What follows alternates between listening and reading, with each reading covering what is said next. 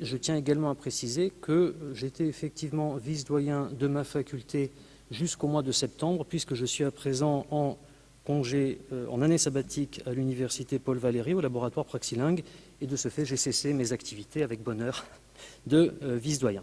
Très bien. Donc je vais effectivement vous parler de la valorisation du plurilinguisme dans le corps, je dirais, de ma faculté, et je vais essayer d'aller assez vite parce que je crois que le temps nous est compté. Donc si vous ne connaissez pas l'université Waseda, eh bien elle se trouve au cœur de Tokyo et voici à quoi elle ressemble. Et je vais d'abord bien sûr contextualiser mon propos. Waseda fait partie des grandes universités du Japon. Ce qui est intéressant ici évidemment, c'est sa position numéro 1 au Japon en termes d'internationalisation lorsque l'on examine le nombre d'étudiants envoyés à l'étranger et le nombre d'étudiants reçus en termes, disons, parmi d'autres indicateurs.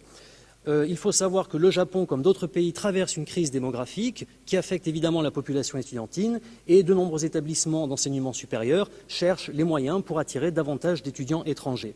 Ce qui fait que parallèlement aux facultés qui enseignent traditionnellement en japonais, l'offre de cours en anglais s'accroît et en 2004 a été fondée une faculté expérimentale qui est la mienne et dont je vais vous parler, dans laquelle l'ensemble du curriculum est en anglais.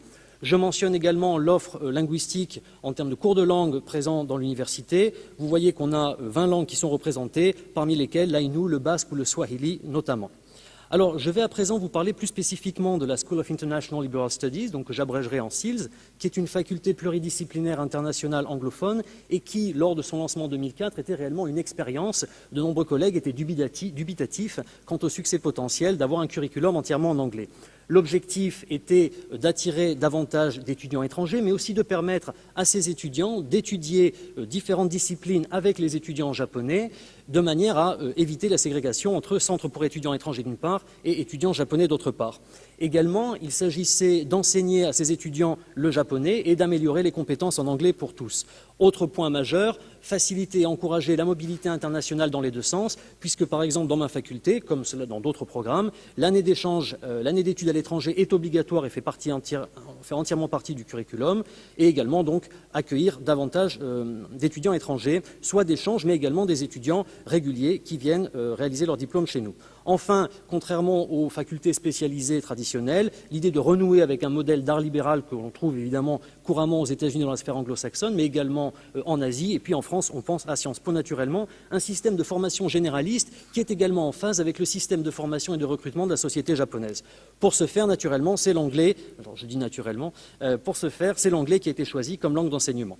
Alors, on peut dire 15 ans plus tard que cette expérience a été relativement réussie, à la fois en termes de nombre d'étudiants, mais aussi en termes de qualité des candidats à l'entrée et à la sortie en termes de parcours professionnel et académique, mais aussi alors que de nombreuses universités japonaises tentent de créer, de mettre en place des universités dites globales, dites internationales en offrant des cours en anglais, nous avons déjà atteint cette étape et nous travaillons actuellement sur le développement du plurilinguisme au sein de cette faculté.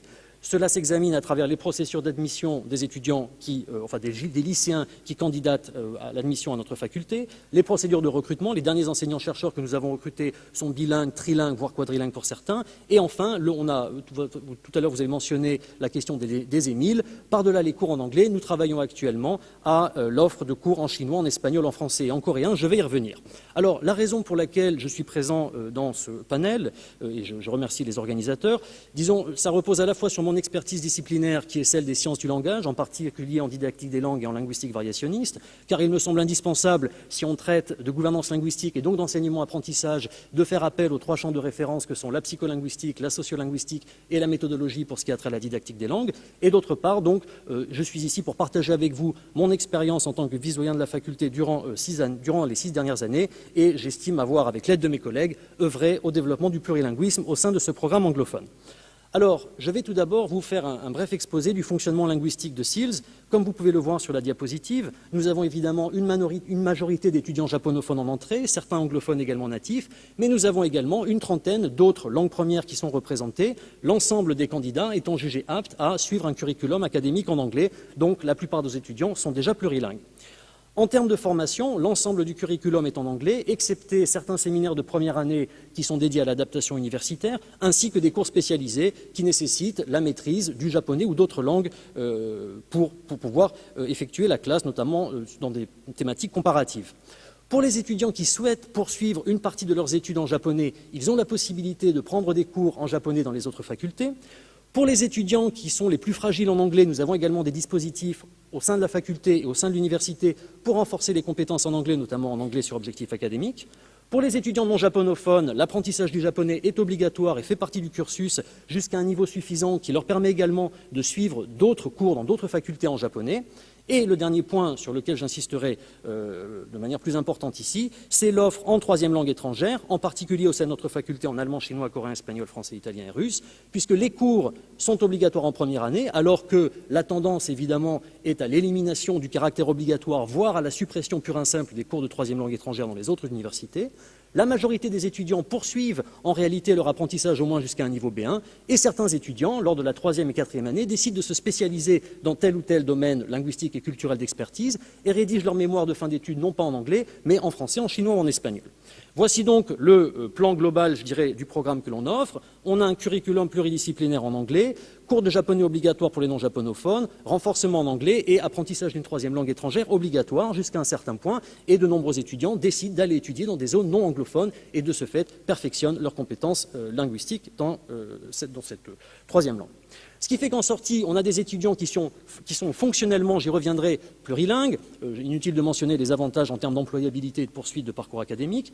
Mais ce qui me paraît plus important, par-delà l'anglais, c'est la question de l'internationalisation des formations, des esprits et, pour reprendre l'expression anglaise, de mindsets, tournure d'esprit, ouverture d'esprit, positionnement intellectuel. Il est clair qu'étudier en langue étrangère et dans un environnement international entraîne une forme de déstabilisation linguistique et éducative, une forme de prise de recul par rapport à sa langue première et également une mise en relief des enjeux de la traduction dans les différents domaines concernés. Et également, qui dit international ne veut pas dire enseignement ou communication en anglais, mais bien dire confrontation à des points de vue, à des expériences, à des voies et à des traditions intellectuelles autres. C'est ce qui est le cas lorsqu'on est dans des cours de type séminaire dans lesquels présentation et débat sont nourris. Par-delà les cours de langue, évidemment, l'ensemble des activités extracurriculaires qui sont également pilotées par l'université et la faculté. L'année obligatoire à l'étranger, je l'ai déjà mentionné, soit en milieu monolingue, soit en milieu plurilingue ou avec des configurations diverses et variées. Les doubles diplômes, évidemment, et la préparation au master à l'étranger. On envoie régulièrement des étudiants au Graduate Institute à Genève qui suivent donc un programme en français et en anglais. Concernant un autre point qui me paraît essentiel, c'est le lien entre langue et contenu. Alors à l'étranger, évidemment, mais également au sein de SEALS, nous encourageons parmi nos étudiants les transferts de savoir entre savoir obtenus à travers des cours dits de langue et de civilisation vers des cours de spécialité et vice-versa. Également, pour les étudiants qui décident de se spécialiser et de mener des projets de recherche sur telle ou telle zone considérée, ils vont avoir besoin de compétences linguistiques pour accéder aux données qui ne sont disponibles que dans les langues en question, mais aussi hors des cours, hors des salles de classe, et là je vais l'illustrer avec le français, nous avons travaillé ardemment au renforcement des liens entre la faculté d'une part et l'ensemble du tissu socio-professionnel et diplomatique, français mais également francophone, présent au Japon à Tokyo, en partenariat avec la Chambre de commerce et d'industrie franco-japonaise, mais aussi avec toutes les activités du SCAC, de l'ambassade de France à Tokyo notamment. Et enfin, évidemment, encourager la poursuite d'études après l'obtention du diplôme à l'étranger. Et récemment, nous avons signé une convention avec Sciences Po Paris sur un diplôme joint, avec toujours la possibilité de candidater au BGF, au programme des bourses du gouvernement français. Alors, je vous ai à présent présenté le panorama. Maintenant, je vais vous illustrer comment vous proposer une illustration concrète de la manière dont 2 programmes quinquennaux financés par le ministère, finalement, témoignent de la volonté, on est à 7 minutes, je suis parti sur 15, témoignent de la volonté de renforcer le plurilinguisme dans notre faculté. Donc, premier programme, le programme AIMS, qui visait à renforcer la compréhension mutuelle et les échanges académiques et ultérieurement professionnels entre le Japon d'une part et les 6 pays de l'Association des nations de l'Asie du Sud-Est, Malaisie, Indonésie, Thaïlande, Philippines et Brunei. On a donc établi des partenariats avec les grandes universités de ces pays et on a tout un dispositif à la fois pédagogique mais aussi de stage et d'immersion qui fait que les étudiants ont pu poursuivre leurs études académiques à travers l'anglais comme langue véhiculaire, mais ont immédiatement réalisé la nécessité, cela faisait partie du curriculum, de suivre des enseignements des langues locales, japonais, tagalog, filipino, etc., pour pouvoir réellement comprendre ces cultures et envisager une poursuite d'activités professionnelles et académiques. Deuxième programme quinquennal, le programme APM, Area Studies and Plurilingual Multicultural Education. Il s'agissait ici à la fois bien sûr d'élargir l'offre d'éducation plurilingue, mais également d'affermir le lien entre langue et contenu dans notre offre pédagogique. Grâce à ce programme, nous avons pu obtenir 4 postes d'enseignants-chercheurs, 2 pour les langues internationales que sont le français et l'espagnol, et 2 pour les langues régionales, mais très importantes au Japon, que sont le chinois et le coréen.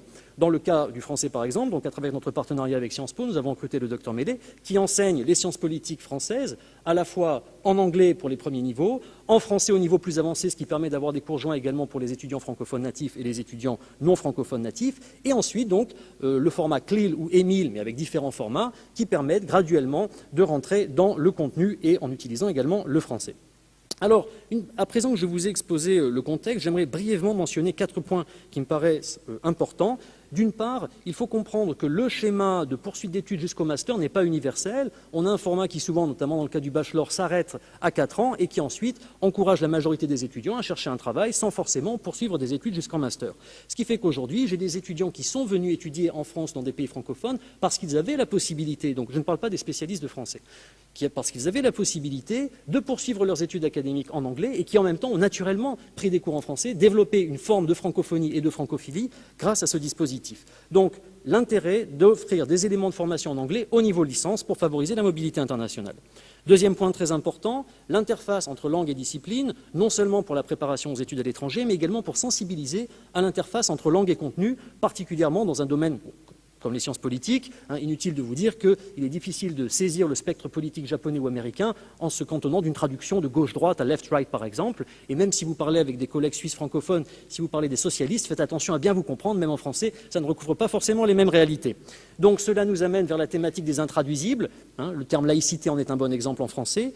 Et si, dans le domaine de la didactique des langues, l'utilisation du contenu pour l'enseignement des langues a fait depuis de nombreuses années l'objet d'études et de recherches, ce qu'on appelle en anglais content-based instruction, en revanche, il y a tout un chantier à effectuer sur l'impact potentiel des langues sur la perception, le traitement et l'intégration des contenus.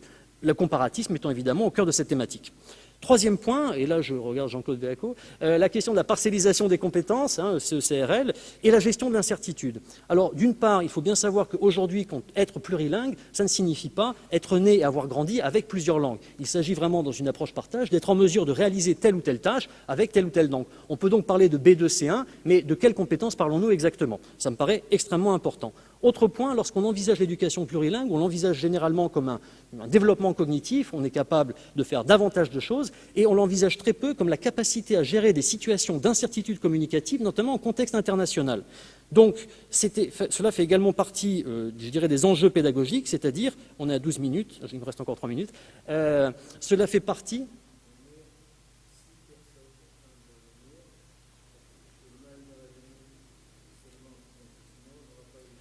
Alors, je m'étais calé sur le plan initial, je vais essayer de m'adapter. Merci, je m'en excuse.